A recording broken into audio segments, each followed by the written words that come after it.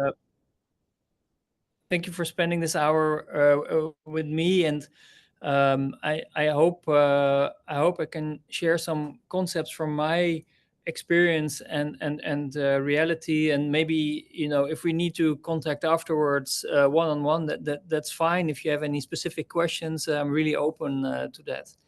So I made a little presentation which I'm going to try and share. And please tell me if that's all working for you guys. It's working. Good. So first of all, I cannot see you. I just see the presentation. So I spoke to Ignacio. He said, okay, he's going to give me clues if there's any questions, or if I have to speed up, you're going to have to speak up because I can't see you. So I called this presentation "Doing the Right Things Right," because that's, I guess, where my experience and my book meets kind of Ignacio's experience and book. And I appreciate you've all been through the wonderful training program that I'm going to attend for the first time in this coming September. And just to let you know, I asked an AI tool to make a picture of something of collaboration on wildlife conservation. This is the picture it gave me. In the end, we'll get back to that. So first, a little bit about myself. This is like the suit I never wear. I just have for the picture, so people hopefully take me a bit more seriously. I live in Amsterdam. That's what you see behind me right now. And I have a family with 2 kids, and my wife, she's a translator from Spanish to Dutch. I also speak Spanish. I speak French. I'm half French, half Dutch. So maybe that can come in handy later. In my spare time, I love music. I love to play guitar. I play in 3 bands. And then maybe on work, I started my career at United Nations in Geneva, which is, I guess, a little bit closer to your line of work. However, for me, it was not dynamic enough, and also I was working kind of in the head office. It's not where the real things are happening. So I like the writing though. So I after having studied business administration, I also did a postgraduate in journalism. So I became a journalist.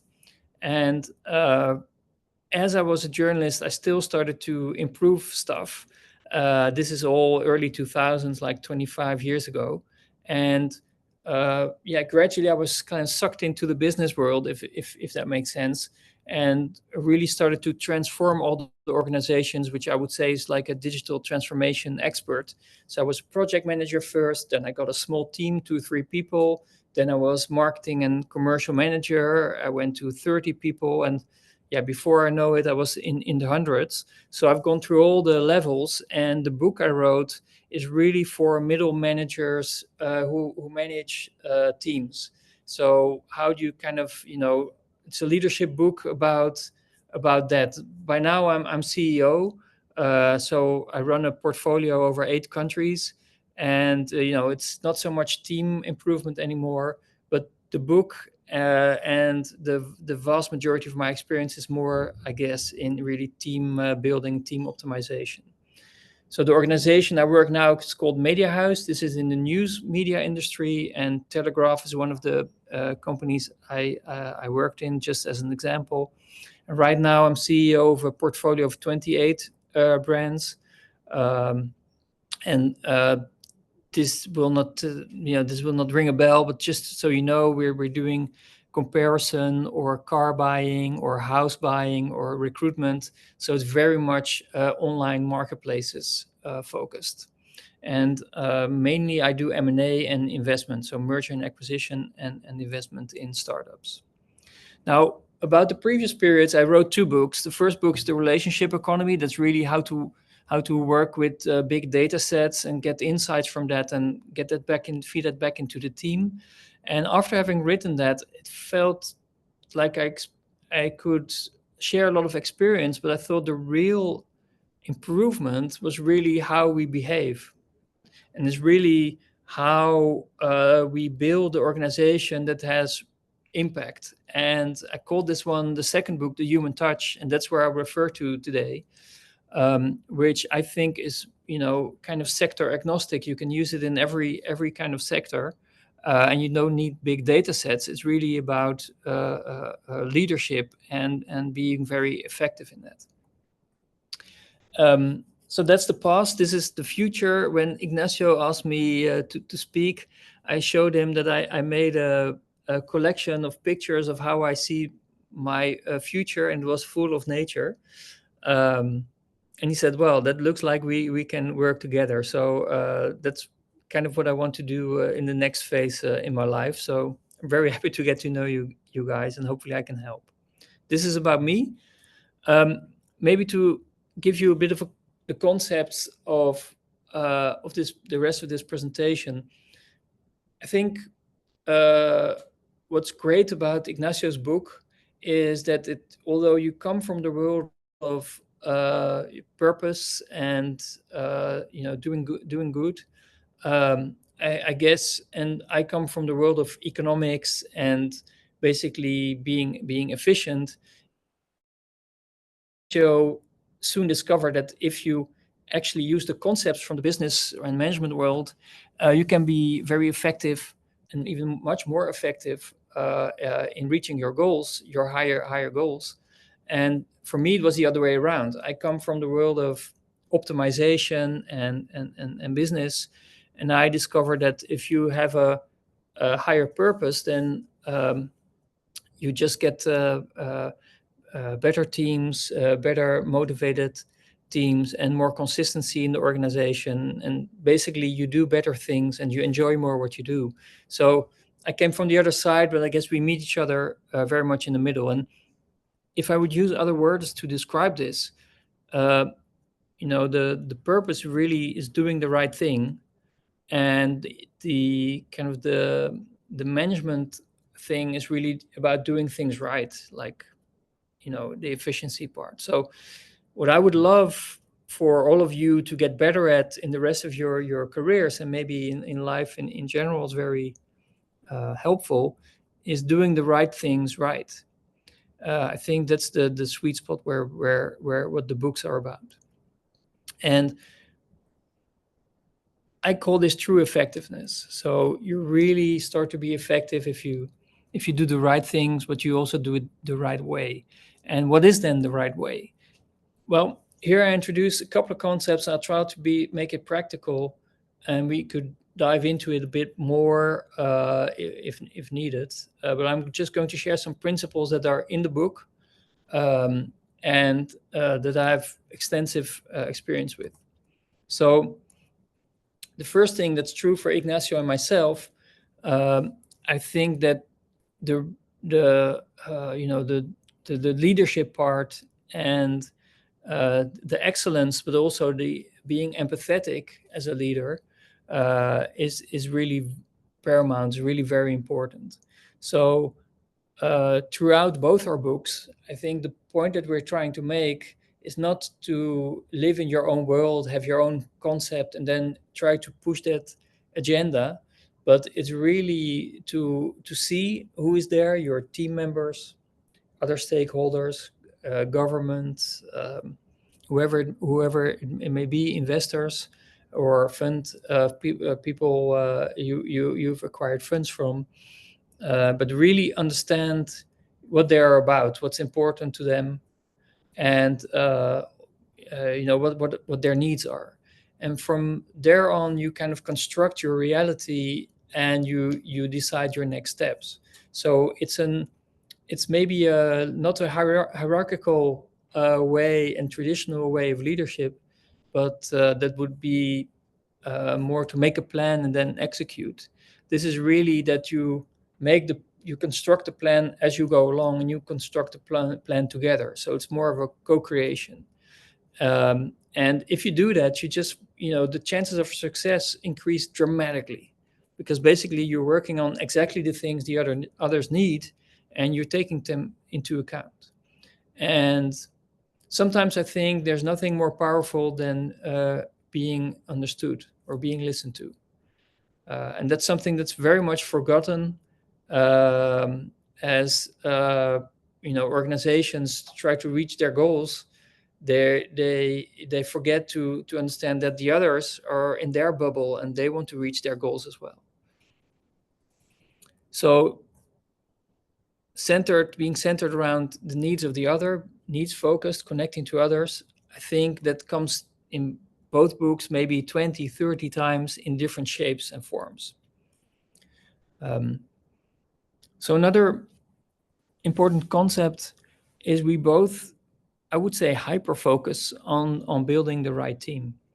So I think Ignacio calls them the high performing conservation teams, and I call them A players. And the A players are really the people that make a huge amount of difference, and they're not twice as good, but they're maybe 5 times as good as somebody else.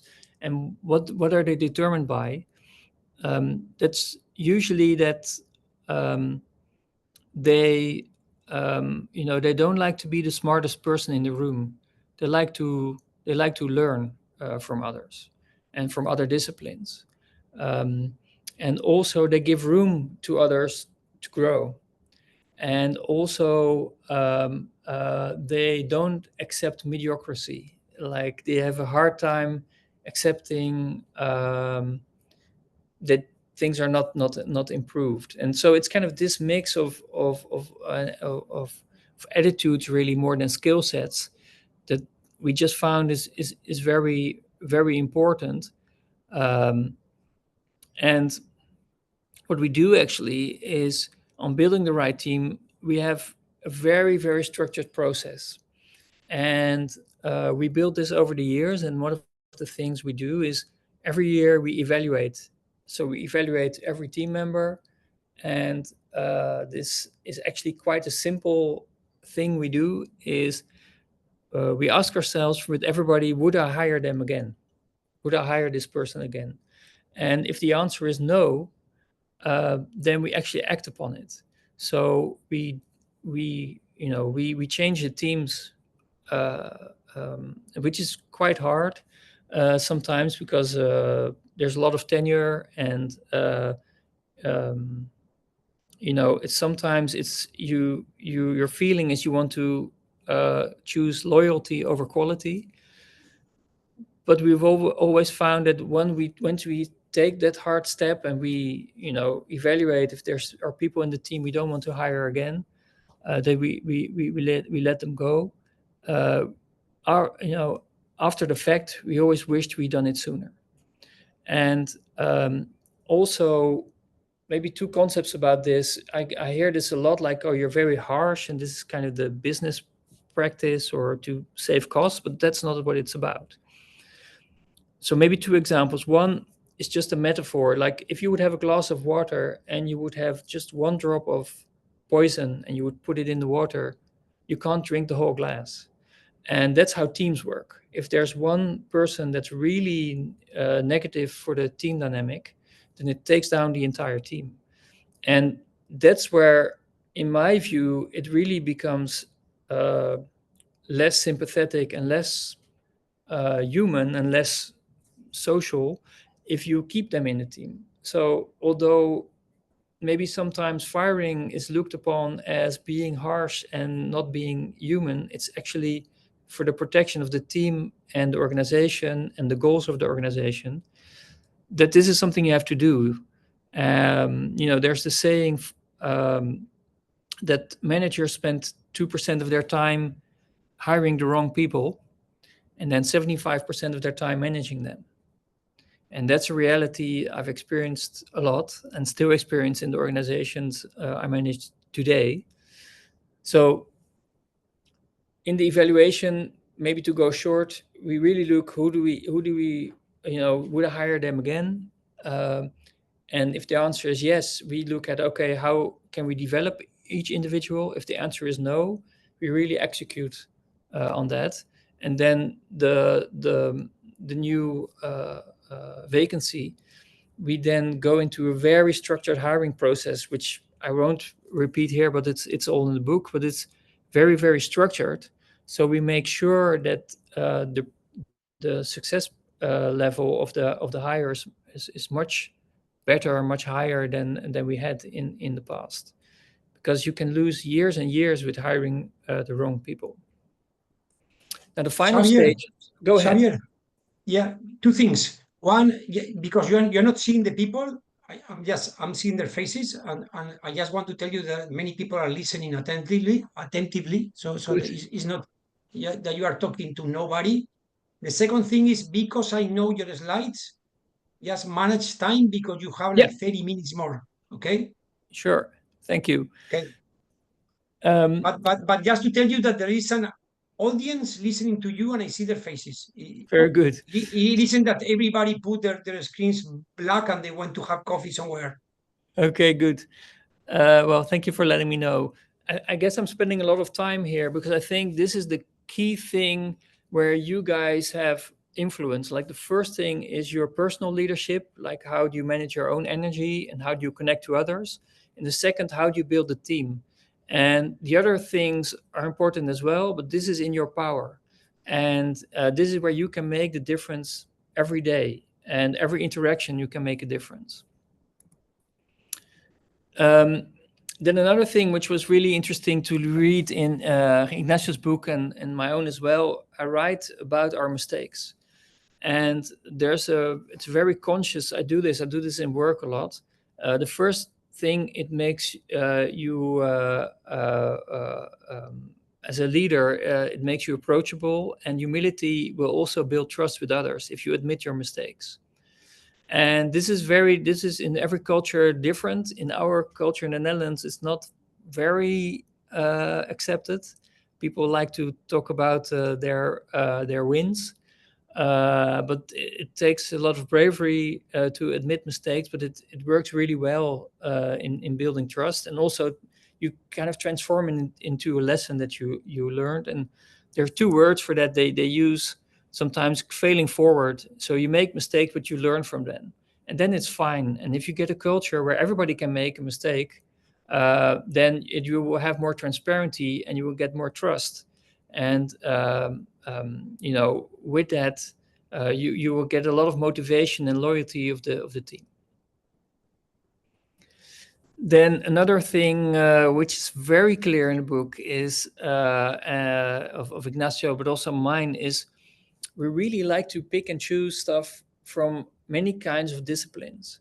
So I think that the boat and the wheel, which is in the book, I really love that concept, because basically, if every part of the wheel has, drives kind of the force of the entire boat, and if one is weak, you still can depend on the others, but you can work on all the different parts.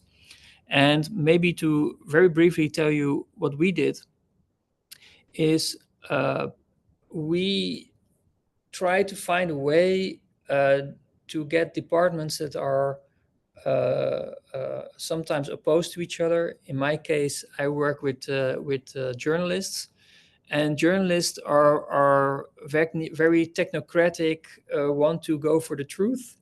And this is very generic. I'm sure there are exceptions, but I would say they're very focused on their on the purpose, saving democracy, going after truth, and they even sometimes despise making money. Although we are private organizations and we don't exist without the money, they'd rather go down with the entire ship than kind of commit themselves to something that's money generating. And that's very difficult because basically then if you don't make the money, you can't get your goals, which is actually making great journalism, independent journalism. So what we did is we started to send teams cross departments to our readers, so which are our customers, and they would get needs focused and understand the needs of the customers, but they will also get to know each other.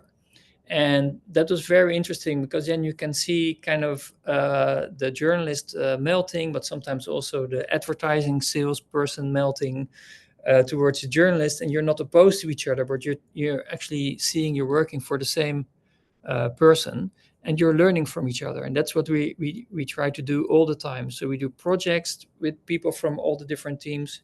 We set goals together with all the teams and all the disciplines. So we don't do it per department, but we actually get together, all of us, and we describe the project we're going to do and what we want to achieve. Then I think in both books we're very pragmatic. So these are books that just show you how to do this, practical tools, step by step. And I think we both have experience. You have to start doing. You have to start experimenting. Otherwise, yeah, it's not. You're not making enough improvements. Then this, I'll just keep it short here. I think what's important, the structured way in which Ignacio shows you how you can gather intelligence and then kind of, find the root cause of the problems. I think we're very much about that as well. The gut asks the right questions, but I think the data should give the answers. I wrote an entire book about that, but I'll keep it short for here. But if you're more interested what you could do or what kind of data you have, again, offline, we can take that topic, and that would be great. Then I'm almost through here. Just to let you know, I think the vision and the mission is important for both of us, because we've seen how it really guides the organization and the projects that you have. But also there's a practical way in the book how you can actually make that work for everybody in the organization. So you have a higher goal, and then you see all the sub goals that are under that actually help you reach the higher goal. So in our case, we want independent journalism to check the powers, public and private in society. But obviously that's not something on a HR department is not doing that every day. But if we don't have great A players, which they should recruit, and they understand what the work is about, we're never going to reach that goal. So we can do a sub goal for the HR department, and that's how we kind of create a goal hierarchy, we call it. And so in the book, how you can work with your teams and go from a very high level goal to actually understand what you contribute. And there's Xavier, go ahead. Xavier, let me interrupt you for a moment, because this is one of the things we talk about before the meeting. Sure. It's about, because I think this is very important for mid-level managers, like most of the people here, is if you can provide kind of more of an example. I mean, you have the overarching vision of African parks or Australian Wildlife Conservancy, and that's very, it's clear but very ambitious. I mean, let's not let any species go extinct in Australia, or let's make parks in Africa work effectively, or so. But then, I mean, if you are the one in charge of the tourism operation in Akagira, or you are the one in charge of the ecological monitoring in somewhere in Australia, or rewilding in Argentina, can you provide an example of why it is important also and how to do it? Because they need to create their embedded why, that kind of sub vision, because that's what's gonna motivate their team, and to say, okay, within the larger team, this is our role, this is why we are important. Can you help us with that? Because I think that's the level in which many of them work, and they need to create their own embedded why in that sense. No, absolutely. I'll give you two very practical examples. So, well, first of all, what I have very good experiences with is to create those goals together. So you're all in a room or in a field or wherever it is you want to do this, and you kind of start to if you once you have the higher goal, you start to kind of you can do this with yellow post-its, but you all start to write down what is needed to achieve that goal. So if you're working in tourism, I think you can say I work in tourism, but I think what it's about is that the park cannot be sustainable if there's no financial backing of the park. So basically, there's your why. You're actually making it possible for the park to be there with finances. So that would be probably if that department could make a goal.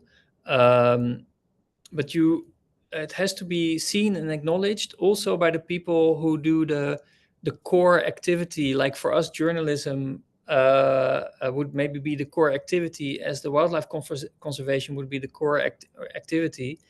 Um, but you need acknowledgement that they are important, that everybody's important. So they have to acknowledge that that goal exists, and this is very important to do it together. Another thing, like what we did, is we were on the department on marketing and sales. We said we want to create as many valuable relationships as we can, which meant more readers, paying readers, basically. And once we started to define it as a valuable relationship, then the journalists could tap into it and they said, yeah, that's what we want as well. Instead of saying we need to generate more cash, that didn't kind of tap into them. Whereas they said, okay, we want more relationships because together we are stronger, and we're a bigger organization. So it's a lot of time. It's finding the right words and finding the thing that gets you, that kind of gets you, what do you call it? It kind of merges you as different departments, if that Excellent. makes sense. And No, also, that's very good. yeah, being seen by the other is very important. Don't do it on your own in your own computer, but do it together, and you see all the goals. And also, you'll be surprised that somebody you thought they were not motivated, or perhaps you thought they were not important, and you start to think about, oh, wait a minute, all the parts here are important, and we all have our goals. You start to respect that, and you start to kind of understand the needs of others much better. So again, it's a tool to connect to others. Excellent. All right. The last part is we double down on communication. So I think Ignacio calls it promotion. Um, so the thing is, in my experience, I made a change in incumbent firms. Our organizations were there since the 1820s. And I came in 25 years ago, and all the KPIs were negative. So all the indicators, less readership, less money, more pressures from technology or governments or new competitors coming in. So it was kind of a negative vibe, and people were kind of sitting there and waiting. Could they kind of extend it to their pension? So how do you make a radical change in technology and make it again economically viable and sustainable? So it's all in the book, but maybe a short peek into it is what we did. We started with the coalition of the willing. So we started to identify who are the few people who are willing to make a step change. And with them, we started to define small projects, and the projects had to have a visible, tangible result. So we could go back to the other departments internally or externally, if needed, to clients or um, um, investors, whoever was in our stakeholder map, and show them what progress we were making. And those roadshows turned out to be very important. One, for us to be proud of what we're doing and being motivated, and the team of the coalition of the willing. But the second is it will also foster motivation for others to change, because if they see the tangible results, usually the reaction was, I want that as well. How can I make this work? And then we kind of pull them into being more structured. So doing the right thing, not only but doing things right, we started to organize courses in project management for anybody who wanted to attend. Even if they weren't doing projects themselves, they start to be structured and understand how you you kind of move forward and bring something to success. So another thing I want to add, and I love that in Ignacio's book, is that when we present things, yes, we present the factual improvements, but we always aim at the hearts. So we come back to what are they trying to achieve, what's important to them, and how does this metric, I don't know, something improved, loyalty improved 4% of the client base of 200,000. That's a big thing. It's 4%, but on a lot of people, it's a big thing. And that means we have more valuable relationships. Again, back to that embedded why. And that really got a lot of people enthusiastic. And that's something I just want to, again,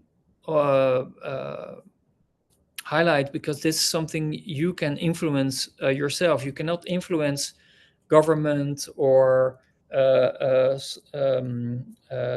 somebody who gives funds to you really on their on their behavior, but you can inspire them, and then sometimes you get some real change from unexpected places. But again, you have to aim at their hearts, have the higher goal, repackage it to the words that ring true to them, have visible results. As small as they are, they have to improve. It has to move the needle.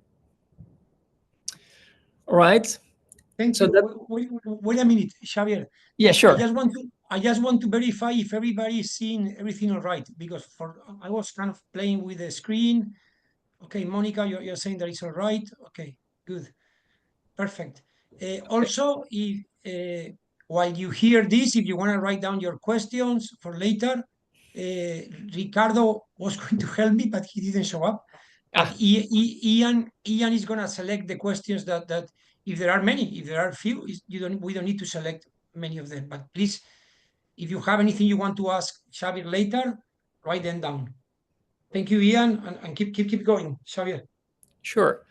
So this was more about the similarities I found in the books, and Ignacio asked me to point out the differences. I'll keep it short there, because maybe the difference doesn't help you guys get along or get any further in what you are trying to achieve and all the things that you're bumping into. But yeah, I think I live in a business environment, and we work very hard every day. And it's a couple of hundred people working for us, and we're trying to obviously create value for our customers. But the thing is, how we get there, it's very less and less about planning and more about agile experimentation, because the world is just changing so fast around us all the time, that we have to kind of keep on experimenting. And what I got, but I don't know your world very well, but what I got from the book, it seems like it's more of a still more of a planned routine, perhaps more than we have. And secondly, go ahead. Xavier, I think that's really critical. I mean, think the business world tends to learn much more by doing and trying things, and it's not Yeah, so much so afraid of committing mistakes or maybe producing a product that doesn't work. If the yeah, product doesn't work, you take it out of the market and you go for another one.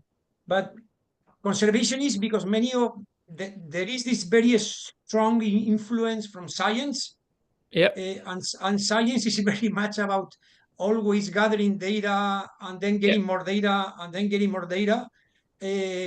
We tend to think things maybe too much, and waiting for having all the information and just reaching some kind of perfect plan before advancing. And I think some of the best organizations and some of the organizations that are part of this meeting, one of the reasons why they are so effective is because they, in their DNA, they have people coming from business that they are very much outcome oriented, and it's like, okay, I mean, I need results. don't tell me that you need 2 more years to take a decision and to act. So I think this is something very important that I want to highlight of the difference of the business world and the conservation world, and how some of the best conservation organizations have really benefited from learning from the business world. It's much more pragmatic and faster and more open to experimentation and to learning from mistakes. Yeah. So here internally, I always use 3 words for that. It's bias towards action. So we are always biased to do, towards executing and trying things. And the time that we used to do projects like what we call a waterfall, so one step and then the next and then the next, and then in the end you have a huge big reveal of the new product or the new process or the new service. That's quite long behind us. So we usually have sprints and iterate small things. And to be honest, the cultural change that we got into this, again, I described the world of this kind of antique kind of organization that we were in the news organizations, to highly digitized and very agile organizations, was really project management. So it was just new tools, agile ways of working. I know that's not very new, but it's still essential that you just get so much more done and you learn so much more on what to do and what not to do in a very short period of time. And it's not very expensive either. So if you're if you have very few resources, I would also always go for agile and experimentation rather than big plans with big projects. So, in all honesty, our world is a bit simpler. So, in the end, a lot of the people are single-minded with profit, and most KPIs lead to it. Now, I work in the kind of organization which has both. We have a public cause, journalism, but we're in a private company. So, I guess that's where a lot of the work for you guys seems to ring true as well. You're doing a public job, but the funding can be partially or many times is private. So that's interesting kind of contradiction that you have to work with, but it can work very well. But I can imagine it's a bit more complicated on your side. Then I'm not sure if I'm stepping on any toes here, but from a distance, it seems that um, um, we we are very much in the business of creating brands. So the brand value is in the end where we need to do uh, less marketing to get very good people to work with us, less marketing to get clients to us, less all those things. It's all in the secret of how do we build big brands that people really love. It's not a concept that it's in effective conservation. I'm not sure if it plays a big role for you guys. It indirectly it is in there. There are some parks that have a national fame, and they are like the Eiffel Tower for the country, if that makes sense. So in a way, maybe I'm totally wrong here. You are all working on brand value, uh, but anyway, for us, it's a daily reality. And if there's anything I can help you or teach you about that to be even more focused, it will be my pleasure. Xavier, I think that the best conservation organizations and the people you are talking to work for some of them. Yeah, They really invest in brand value. I mean, yeah, it's just that the customers are different. In many cases, the customers are donors, so philanthropists and other yeah, foundations. yeah. And in this case, having a good reputation is totally critical. Showing a good teamwork, because the best philanthropists, they really measure you on your people, on your staff. But Yes, also, many of them are very active on social media just because they are talking to their constituency, which is the citizens of the country, or environmentally minded people. I think the best, the most professional conservation NGOs, in that sense, they are, yeah, for better or in a better or way or than another, they invest very much on brand value. Yeah. yeah. So I may get these things wrong. But anyway, the No, fourth. I mean, there are many amateur NGOs that Yeah, survive and they don't do that right. yeah, At a certain, once you are playing in Champions League, yeah, as we call it, yeah, you cannot survive with a strong brand, which is a mix of outcomes, yeah, mystique. I mean, being able to show a powerful vision, show outcomes, being in a beautiful place. I mean, sometimes, as you said, the park is the brand in itself. yeah, It's not the same working in Serengeti that working in Gonaresu, that is much less known. So that's part of the brand too. Yeah. yeah, yeah, absolutely. So yeah, we employ so many techniques on that all the time, which is, I guess, just the whole marketing and brand value part. But yeah, it's important to get the right people, attract the right people, if nothing else, to attract the right people to work with you. Now, on the fourth point, um, in business, there's a lot of emphasis on innovation, maybe too much. I don't know, but because it's you're just, you can see all the numbers, the financials, etc. That you have to kind of hyper focus on product innovation. Now, conflict management is something that's just not such a big deal in general. It's more the exception. Sure, it is there, and you need to work on reputation and that kind of thing from time to time. But it's not something as an integral part of our work. The innovation on product is what I wrote, but also on process, that is really everyday life for us, and that's what we kind of live and breathe. Um, and then lastly, again, all these things, I haven't been to your world, but from a distance, it seems that um, we've been highly digitized. And perhaps this is some untapped potential in your world. I just put in the example, which I loved when I visited Ignacio 2 months ago in Spain. There was this parking application that actually in the summertime managed to drive funds from people visiting the park. It was all digital. Also gave employment to people locally, and there were just basically funds for the local governments. So these kind of ideas, I think, are great. And again, I don't know what level you are at, but from a distance, it seems there's still a world to be won on the digitization side of things. So maybe to finish off, and I can then go back to seeing you guys. Uh, Basically, here again, I try to convey with this picture, or I think the AI tool try to convey with this picture, how do you kind of connect to others, how in the world of wildlife conservation.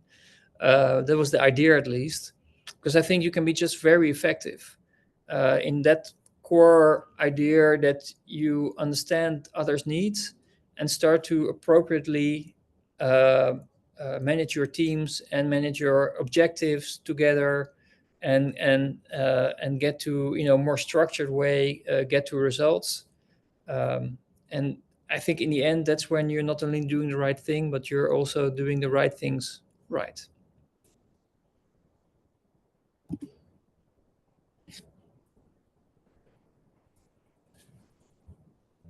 Excellent. I was silenced.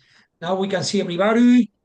So Xavier, what we're gonna do is of the questions that we talked before, I think we're gonna have a couple of them, and then let's see the questions that the people ask. I saw a comment that came from Kyle that I think is very important. Yeah, and we're gonna see later. I mean, okay, one thing is in in a chapter of your book, there is this phrase that I would like you to comment is a good boss is tough on content and soft on the relationship. I think that phrase stuck in my mind, and I think it's very powerful. A good boss is tough on content and soft on the relationship. Can you? develop this a little more? I mean, based on your experience. Yeah. Yeah. So basically, what happens is it's usually people do it the other way around. If you see people get into a leadership position, then in general they start to wonder why they're, what that work is about, because they think, why do I have to babysit almost other people, and why should I this be about what's going on in their home or in their heads, and why are we not talking about the content? And that's actually your job as a leader, is to take care of them and their well-being, and that will build a relationship, and you start to understand them, and they will be more motivated and more loyal to the rest of the team and yourself. So I think that's kind of the soft on the relationship, is you really want to um, um, you know you really want to start to be mindful of people and their needs. And whereas usually managers, they think they have to be the boss, if that makes sense, in the relationship, or keep it not make things too personal. I'm not trying to convey that you have to talk about your inner, deeper personal emotions and secrets. You're not a psychologist, but just to really have genuine interest in, or being genuinely interested in other people, is just extremely helpful. And at the same time, the hard on the content, that's what people get wrong very much, many times as well, is that I think a lot of behaviors are accepted that should not be accepted. Or if you don't hit the targets that you should hit, whatever they are, then I think um, people are very soft on that many times, because they think, oh, he or she might leave, or maybe we'll have a bad relationship afterwards. But the strength of the relationship is not weakened by being very honest about the content, about the work that has to be done. So we tend to here be tough on the content and really stick to our promises, and also give respectful, but give very clear feedback on what needs to be done and what we think about it. But we are very lenient and soft on the relationship. So we accept quite a lot from people. And not bad behavior, but we just accept that they are the way they are. They're tired when they're tired. They have their limitations. We can talk about that. That's all fine. Don't know if this is making sense, but I'm trying to convey that the point is that usually first time managers, they are very tough on the relationship, and they're too weak on the actual results, and should be the other way around. Yeah, I think this is a very important part, and I'm sure that Astrid has a lot of experience with teams in that sense, and her experience working with Iberian links. But I think the power of this phrase is that the more you invest energy on your people, I mean, explaining what you're expecting, listening to them. I mean, that babysitting that you said, the more you invest on the relationship, the the the easier it will be to you for you, and the more legitimacy you have to be very strong on the content. It's like, okay, Yeah. I explain you what's the vision. I train you. I listen to you. Okay, you wanted some free days for whichever reason. Great. I mean, we're very generous on that regard. But okay, but this is what we are doing. This is the objectives. This is what we agreed together that we're gonna do, and then you can be very tough on that. I think Yeah. that's the power of that phrase. I mean, that babysitting is what gives you the moral strength and the power then to be comfortable to say, okay, enough is enough. We did all this together. We talk about it, but these are the results we're expecting. And Yeah, I this is the think if kind you, the, the kind of behavior that I told you that is not that we don't admit that's not the way we work. But if yeah, we don't invest time in explaining that's how we work, that babysitting, you cannot then tell them. I mean, this is unacceptable. and I think high performance team in whatever, in sports or in business or in government or wherever, you will find these traits, because you need to perform at a very high level, so you cannot accept slipping or accept mediocrity in that sense. That's the content part. But in order to be tough on that and to have a sustainable model with the team, you have to be really soft on the relationship. Otherwise, it will last for a short time. It will not be something that endures for many years or decades. Maybe a good way to say it is that instead of talking about being soft on the relationship, it's about being generous on the relationship. Yeah, that's better. Yeah, Invest on the relationship, yeah, so that later we can be strict on the content. So I think that's something very important. And as you said, sometimes we do exactly the opposite. We we we don't know how to. We don't invest on the relationship, and then on the content we let them. Okay, just do whatever because I don't know how to tell them what to do. And we don't want to yep, face that conflict situation. The second question, and I'm gonna do only that one, because I think the first one we talked about, you explained it before quite well. We're thinking about how to motivate teams. Okay, that's another thing that comes from your book. You talk about how people look for three things in organization, in a job: purpose, autonomy, and mastery. And taking in account that in general our organizations are very rich in purpose, I mean, because we work for something higher than ourselves. And I think it's good for the people that are listening that other people would kill for that purpose. I mean, because people working in Google or whatever, they are like, I mean, I want to make a difference. It's like, I'm just here a cog in a wheel of making money. And that's something that we don't lack in general conservationists. yeah, I think I would like for you to talk about autonomy and mastery as something important.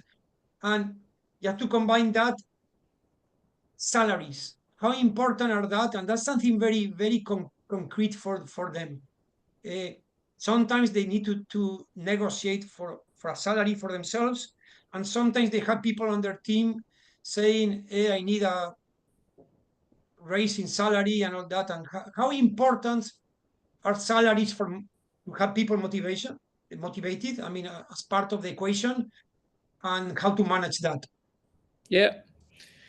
Um, so very practical thing. I think I'm going to have to leave the room to a room next door because I was counting on 2 o'clock, and we have a strict system of bookings here. Okay, So okay, I might in 2 minutes have to change, and then within 30 seconds I'll be back.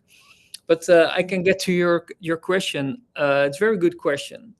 Look, it's mastery, autonomy, and purpose. So purpose, you probably tick that box.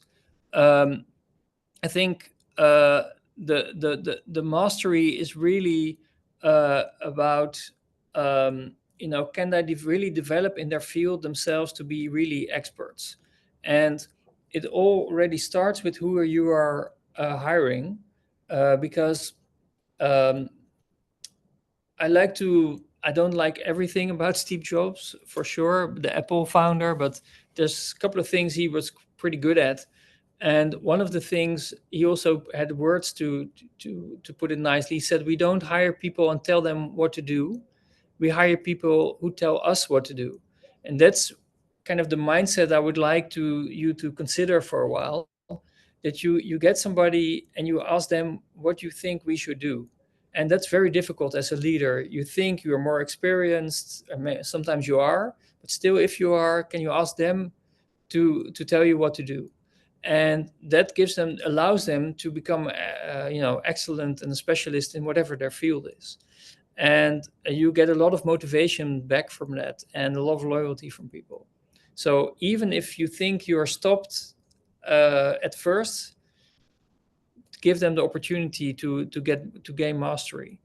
um, I think, and autonomy, so they can decide what the goals are. I get back to that idea of making the goals together with everybody. That's autonomy. Like, how can you describe what you want to achieve yourself, and not in the one-on-one, but also in the group? it's a bit of a, it sounds complicated, but I write about it, how you can do it step by step. It's kind of easy, to be honest. But maybe to combine it with the salary, maybe contrary to what you think, in business, we have limited resources. There's always a competition, prices go up, or you have less clients, you want whatever the owner wants more profit. There's always reasons why you cannot spend more money. So this is something we struggle with it as well. And what I found over time is that salary is never a satisfier. It's only a dissatisfier, meaning that when your salary goes up, you're happy for a couple of days, weeks, but it won't get you up to work every day and think, oh, my salary went up with 10%, so now I'm so motivated. It's a motivator for a very short period of time. The other way around, it shouldn't be a dissatisfier, in the sense that if it's too low compared to what others in the same field and earn, then for sure they're going to leave you. So we just put a rule around it. And luckily we have data around what the salaries are in different roles, but you can also just ask around with others, and then you get kind of an average of the role. And we just pay sector average. And the thing is that we maybe go to 120% of the sector average if somebody is like exceptionally good, like a really A player, essential to the team. But otherwise, we always let them go, because if they want to earn more money, they should go somewhere else, because they're not connected to you and the team enough. There's this really funny thing at Amazon, the American company, where I think after 1 month they pay somebody $2,000 to leave. You say, here's $2,000 and you can leave. And some people take the money and run, and other people they don't. And obviously that's what they do, is they kind of filter out the people that are in there because they want to be there and not there just to make a buck, if that makes sense. And this is a bit of an extreme example, but I'm just trying to say that as hard and tough as it is, the salary should not be a dissatisfier. So average, in our experience, is good enough. And we have all the people wanting to go to American firms here, or big tech companies that pay more. But okay, we let them go. That's really useful. I think this phrase of salary as a satisfier and not a dissatisfier or whatever, I think that's very important. And I think and also for them to look at the average price of that role, and to get that as an objective measure for negotiation for themselves and for people who are going to be asking for a change in salary or whatever. So, well, okay, yes. Maybe last point on that is that if you pay some people too much, it's just not going to feel right. It's unjust to the rest of the team. And that's if you have a very strong team culture, it's just not going to work in time. So as difficult as it is, you have to let people eventually not hire them or let them go if the salary is so important to them. Thank you. I mean, we are getting close to have 10 minutes left for what we agreed. I mean, there aren't many questions, but I think there is a comment from Kyle that it resonates powerful, a powerful way. I would like Kyle, do you want to develop that? I don't know if Kyle is connected or he had to leave. I don't see him there. But the phrase, I think I'm going to comment that, okay? He says, once you have a good brand or reputation, there are advantages on pulling visibility back and rather promoting partners more to increase relationships. I think this is a very mature comment from a junior manager. I mean, I think one of the mistakes of many conservation NGOs is that too often we have this us message, because we do this, because us, African Parks, AWC, Frankfurt Zoological Society, and we only talk about what we do. And because our business is a little different from the world of business, and because we need to strengthen partnerships with many people, I think is wise sometimes. Okay, once the brand it is established, don't push it too much. The people know you, the donors know you, they respect you, but leave much more room. I mean, something that we do particularly in our work is we make lots of videos, as you've seen already, and we don't want to be the protagonist of the video. We want the other groups to be the protagonist. We want the place to be the protagonist. If I'm talking about Serengeti, I don't want to say I'm Frankfurt Zoological Society and these are the great things we are doing for Serengeti. Serengeti is this amazing place and these are our partners. This is what the government is doing and blah, blah, blah, blah. And then kind of be on the back there. At the end, everybody will know who made the video, the quality of the video, or the report or whatever. So I think this comment from Kyle, it is really, really wise. But as he said, I mean, we need to establish the brand, but there's a moment in which we get so brand focused, and I've seen that in NGOs, that we forget that we are not I mean, we are not the protagonist. It's nature that is protagonist, and it's our partners that should be the protagonist, and that's the way to build trust with governments that in general communicate quite poorly, and we can communicate for them and what they do. Mhm. For other partners that don't have the technical knowledge to communicate, they don't have the money. So I wanted to highlight that from Kyle. I think we have time for a couple of comments or questions. So whoever raises the hand first, I think some people got mistaken with the time because it was Central European summertime, and the European time changes twice a year. So maybe you connected in the old European time. So when I send you a message that this is happening at 1 p.m. CEST, it means Central European summertime. So check the time because maybe you can connect. You will connect 1 hour later, which I think it happened to a couple of you. Okay. Anybody who has comments or questions? We have time for two of them.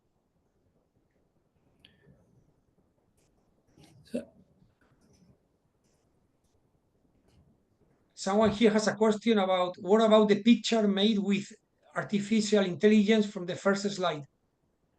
Right? I think you explained that. Well, yeah, I tried to explain that. I think we're getting back to the same point that it's connecting to the others. It was also on the branding. You show the others and not necessarily yourself. You take a, that was what I asked the AI to do, something on connecting to the other in the context of wildlife conservation. And the picture was kind of connecting lots of animals, which was kind of a nice picture. Yeah. I hope.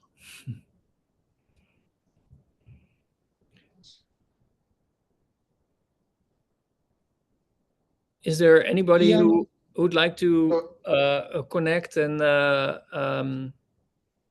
maybe ask a little bit deeper about some experiences?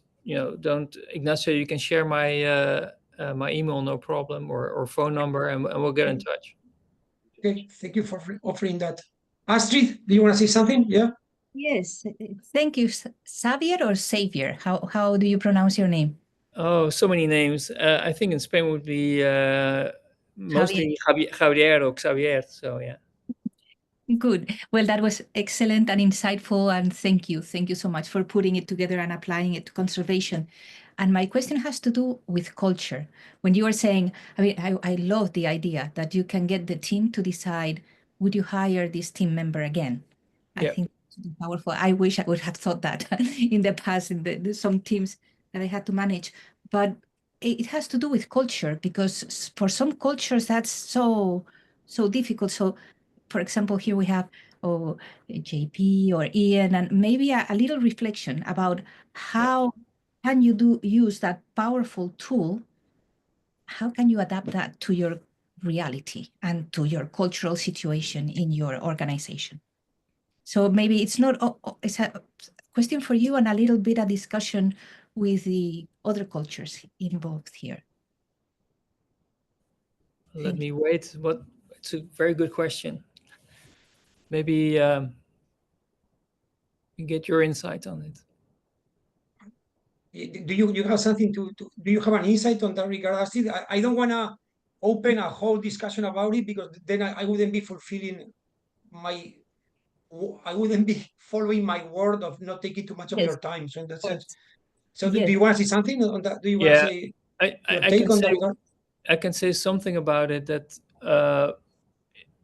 I guess in Northern Western Europe, it's a more I-centered than a we-centered culture. So that means that if we're all individuals, it's relatively easy to uphold this idea of, okay, if I don't want to hire you again, you're not family, so I'll let you go. If you're in a we culture, that's much more difficult. I think for me, the question I would have is, okay, in what way can you make it work? I mean, does it require more time? Does it require more diplomacy? Does it require arranging another job somewhere else? Does it require something with the family relations? Whatever it takes, but can you make it work, as hard as it is? That would be my question. How can you make it work in your context? I think what Astrid is also asking, because the Dutch culture is probably the most direct culture in the world, Yes, Exactly. providing feedback, and is felt as quite aggressive by the rest of the world. But absolutely. I think something important, and it is also connects with this idea of being generous with the relationship.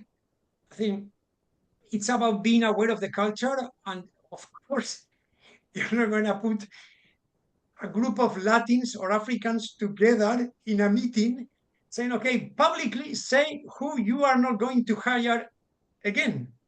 And everybody watching each other like, what the hell is going on here? Okay, Yeah. but so Okay, you, maybe, so yeah. Maybe I didn't explain myself. So we publicly we share goals, but we don't publicly decide who stays and who goes. That's an individual decision as a team member. So that's a private conversation. So maybe there I didn't get the concept to you, but no, it's probably, very delicate here as well, and we're not as direct as you may expect. you know. So I, it's difficult, but yeah, I think you have to I think address that it, because you're going to be set back for years if you keep the wrong people on the team. That's the harsh reality. But do I it think that privately. Hmm. probably the main point is, I mean, depend adapted to each social context. I think nurturing the relationship is very important, but also finding the right way and the right time to be strict on the Yeah. content. Maybe to add a point is that, Astrid, the way I do it, but again, that's only in my social cultural context. I'm aware of that. But probably I have to have let go probably over 150 people over the course of my career. And I have never had one law case against me. And everybody but one, we had a good conversation, and just one who refused to shake my hand. And what I did is, with everybody, I always had a conversation, and took the time to have the conversation about why it's not working, and I always gave them an opportunity to improve. So this is not like a process. Oh, you decide I don't want to hire you again. Boom. No, it's a process where you are honest on a one-on-one safe conversation. So it's not in the group, and you say, okay, this is what I would like to improve because this is hindering the team or bothering me. And you're very clear about that, because if you don't give clear feedback, people don't know what to improve. Usually we kind of, soften it up or sugarcoat the whole message. And then it's very hard to understand when you're on the other side of the conversation, what should I then do to improve it? If you're clear about it, and then you give that person whatever 1-2 months to improve it, and you come back on it in the next meeting. Usually I'd write it down like a confirmative email. This is what I would love, for you to achieve, and how I would like to work together. And 2 months from then, and we discover that there was no improvement. yeah, sometimes I'd even ask, if you were in my shoes, what would you do? And usually people are very, most people are quite, even if they have a difficult situation with their family and they need the money, they're usually, they understand where you're coming from. And then you can start to make arrangements. You don't have to kind of sack them right there, right then. In some cases, it took me 1.5 years or 2 years before they really left. Because we had to arrange everything the right way, but that's the way to do it. If you do it the wrong way, it sends out the wrong message to the rest of the team as well. So I'm not talking about hire and fire quick and kind of an American The Apprentice situation. I'm talking about very in a soft on the relationship way, but still be hard on the content. So it takes time, takes energy, but it will make the team better. I don't know if this is resonating with anybody in the group. I think this is extremely important. I think it's a very good way to close the session. I mean, so I thank you, Xavier. Thank you, everybody. I don't want to take more of your time because I want to comply with what we agreed. Please, if you think that you want to spend more time with Xavier, write me and tell me, we want another session with Xavier. This is great. And then I will try to convince him to have another one. But now we took a lot of his time. We took your time also. Thank you for being here. But please, if you feel that this is useful and you want to have these kind of sessions more, or with him, another one, or with other people, tell me, okay? Xavier, thank you so much for allowing me to share your email. JP was asking something about training on journalism, so he can ask you directly. Sure. One thing that I'm going to ask you, to all of you, is if you can turn on your screen so I can take a screenshot of all of you for posterity. Yeah, Lucas, you were sleeping there. I saw you now. Okay, great to see you, all of you. I'm going to wait. I'm going to get a print screen. Excellent. Thank you so much. Thank you to everybody. Some of you, I'll see you in a 1 hour, something like that. And let's keep the flame alive. Thank you, Xavier. Thank you, guys. Most welcome. Thank you. Thank you. Thank you, Xavier.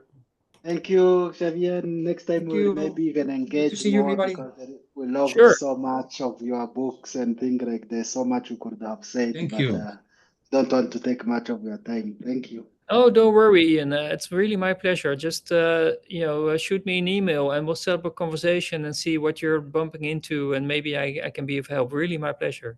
That's why we're Thank here you for, very to help much. each other. Yeah. Invite Thank you. him to go to your park. He's one of his beginning of the year desires was to be more connected to nature. Offering him Great. access to nature, and he's gonna give you access to his great knowledge. It's a great deal.